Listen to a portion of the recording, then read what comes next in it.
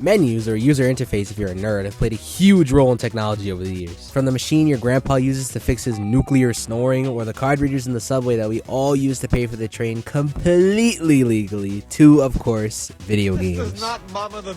They serve as your first impression of the console and are the part of it you'll see most often. They can have a lot of functionalities, but the main one is presenting your games and allowing you to choose which ones to play. Like without system menus, this is what opening a game would look like. Come on! Super Mario! Up until the Switch, Nintendo was the 2018 LeBron of menus, with the Wii, 3DS, and Wii U all having great designs back to back. Like, just look at the Wii.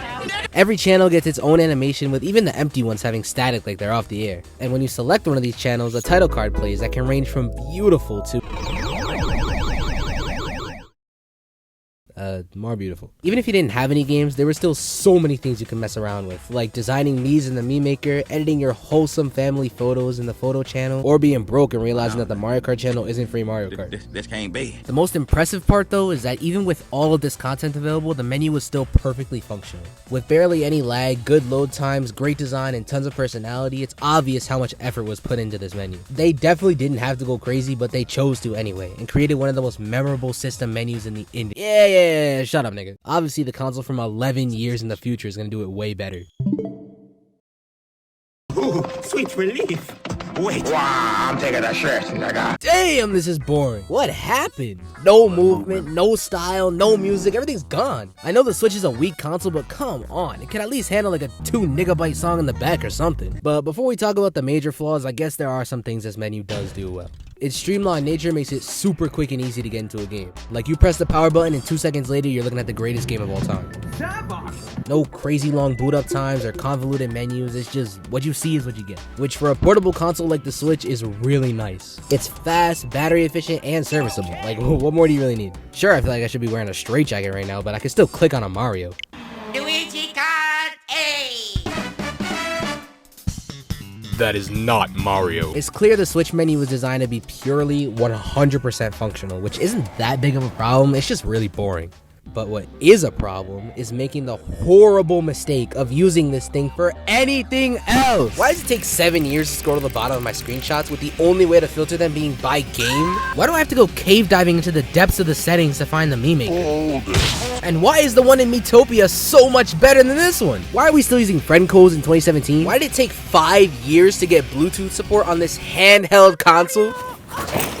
Why are we still using friend codes in 2025? And why is the eShop running slower than Spider-Man 2 on a leapfrog? I'm going to die. Like, for real, how do you expect me to buy Hentai Solitaire when the pages take decades to load?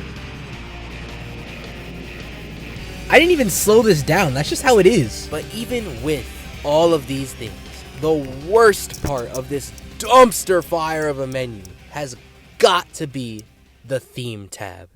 Theme? That's right, theme. Not themes. Theme. A big tab with one theme. Hey, shut the fuck up.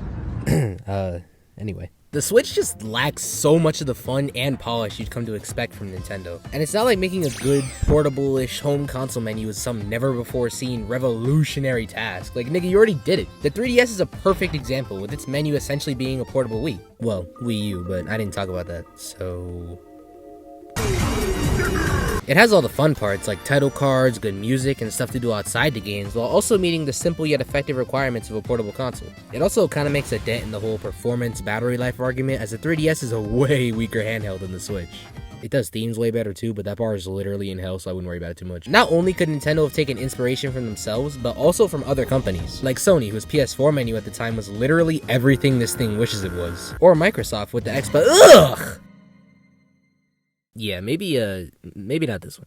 Honestly, now that I think about it, the Switch really did take inspiration from the PS4. You know, it's got the same horizontal game layout, a separate bar for the settings and stuff, and this little tuner all the way to the right where the rest of your games are. They even got the same garbage eShop, and the same porn. Now, obviously, I'm not saying the Switch should do everything the PS4 does. Like, I'm pretty sure this thing would explode if it had to run a party. But if they had just gone a little further, like a cool background or some good music in the back, it could have made this thing so much better. Another thing the Switch lacks, and my personal favorite thing ever from Nintendo, is some damn music.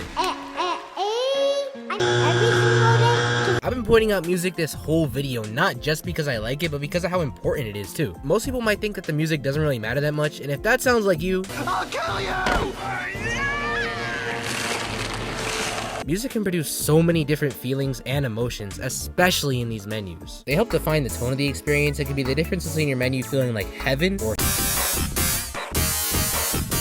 like on the Switch, you'll never have those moments where you close out of a game after being on for hours with your friends and just listen to the music. And yeah, I know it sounds corny, but it still sucks not to have. It also, well, among other things, would have probably made it easier to look past some of the issues too.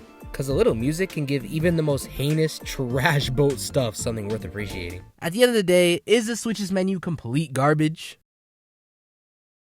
No. But it does have many glaring flaws that after 8 years remain untouched. And it's really disappointing to see the Switch 2 going in that exact same direction. And it's made even worse by the insane amounts of money they're constantly begging for. Like, they want us to cough up 450 big ones for this thing, but can't even be bothered to change their garbage design beyond rounded corners? At this point, it's just sad seeing how little Nintendo cares for their products and the idiots paying for them. Whoa, what is happening?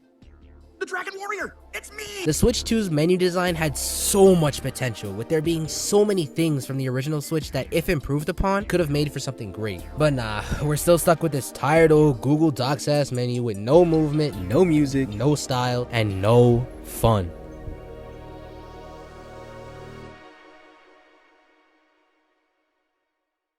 But you know what? I think it's time to make a change. From now on, I ain't buying a single Nintendo product till the day I die.